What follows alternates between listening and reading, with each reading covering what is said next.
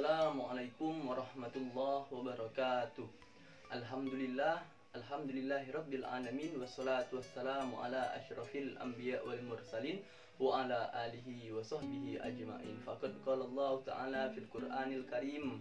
A'udzu billahi minasyaitonir rajim. Bismillahirrahmanirrahim. Ya ayyuhalladzina amanu kutiba alaikumusiyam kama kutiba alal ladzina min qablikum la'allakum tattaqun. Shadaqallahul adzim. Wa qala Rasulullah sallallahu alaihi wasallam fil hadis kam min shaimin laisa lahu min siyamihi ilal ju' wal atas. Pertama, marilah kita panjatkan rasa puja dan puji syukur kita kepada kehadirat Allah Subhanahu wa taala. Karena berkat Allah kita masih berada di bulan suci Ramadan ini. Kedua, selawat beriring salam yang selalu kita haturkan kepada Nabi Muhammad sallallahu alaihi wasallam, yang mana beliau telah mengangkis kita dari zaman jahiliyah menuju zaman yang terang benderang dengan adanya iman dan Islam yang kita rasakan pada saat ini. Ma'asyiral muslimin rahimakumullah. Alhamdulillah, sekarang kita berada di bulan suci Ramadan, bulan yang penuh dengan keberkahan, bulan yang penuh dengan kebaikan, dan bulan yang penuh dengan ampunan dari Allah Subhanahu wa taala.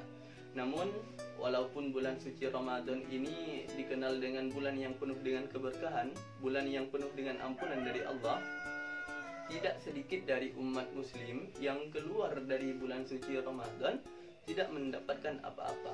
Dia tidak mendapatkan kebaikan dan dia tidak mendapatkan ampunan dari Allah Subhanahu wa taala. Sungguh sangat merugi golongan orang-orang ini. Rasulullah sallallahu alaihi wasallam bersabda, "Kam min shaimin laisa lahu min siyamihi ilal ju'ul atas." Betapa banyak orang yang berpuasa namun orang tersebut tidak mendapatkan apa-apa kecuali lapar dan haus saja. Sia-sia puasa mereka.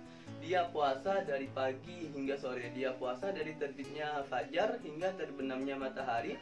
Bukan kebaikan yang dia dapat, bukan pahala yang dia dapat, melainkan dia hanya dapat lapar dan haus saja. Sungguh sangat merugi. Terus siapakah golongan orang yang merugi di bulan suci Ramadan ini? Yang pertama ialah orang yang bermaksiat, orang yang berdusta, orang yang ghibah, orang yang melihat aurat yang bukan mahramnya. Dia puasa namun dia berdusta, maka dikikis pahala puasanya. Dia puasa namun dia tetap ghibah, dikikis pahala puasanya. Dia puasa namun dia tetap melihat aurat yang bukan mahramnya, dikikis pahala puasanya. Dikikis sampailah Ramadan pun hilang, maka sia-sia puasa orang tersebut, maka sia-sia dia berada di bulan suci Ramadan. Maka kata ulama, puasa ini bukan hanya sekedar menahan lapar dan haus saja, bukan hanya sekedar menahan dari minum dan makan saja, akan tetapi untuk melatih diri kita, akan tetapi untuk menghandle diri kita untuk selalu tidak mengerjakan perbuatan yang keji dan yang mungkar. Terus, siapa lagi golongan orang yang merugi di bulan suci Ramadan? Ialah orang yang tidak mengerjakan sholatnya, baik itu sholat fardu ataupun sholat sunnah tarawihnya. Sholat sunnah tarawih ini kalau di lainnya bulan suci Ramadan di masjid manapun, kalau setelah sholat isya nggak bakalan mengerjakan sholat sunnah tarawih, yang adanya cuma di bulan suci Ramadan. Maka jangan sampai sia-siakan kita berada di bulan suci Ramadan ini. Gunakan waktu semaksimal mungkin kita untuk selalu istiqomah sholat tarawihnya. Terus sholat 5 waktunya juga.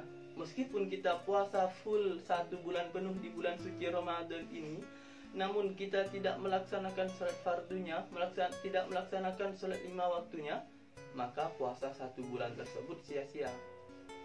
As-sholatu imanuddin, as-sholatu miftahul jannah, as-sholatu miftahul khair. Sholat itu tiang agama, sholat itu kunci surga, dan sholat itu kunci kebaikan. As-sholatu imanuddin, sholat itu tiang agama.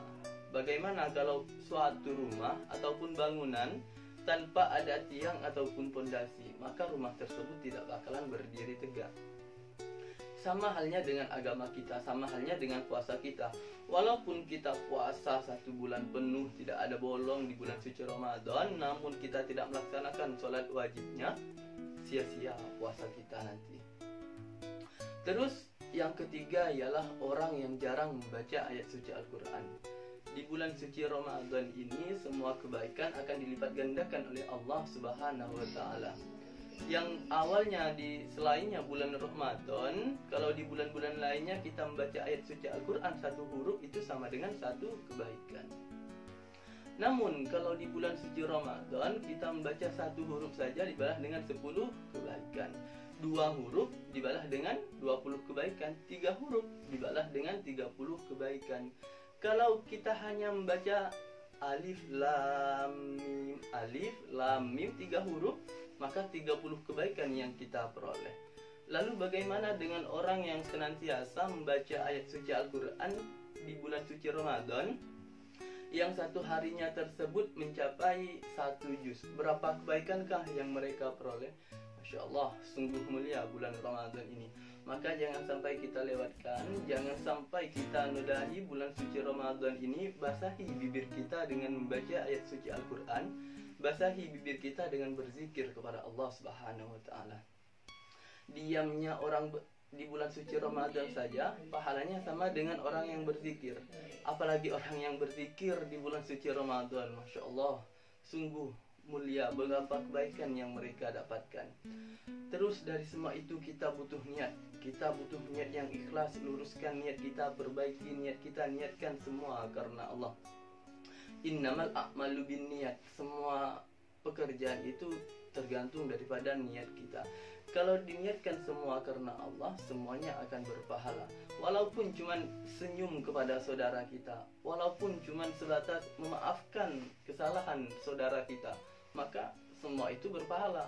Lain halnya kalau niatnya cuma ingin dilihat orang lain, niatnya ingin dipuji sama orang lain, maka mereka hanya mendapatkan lelahnya saja.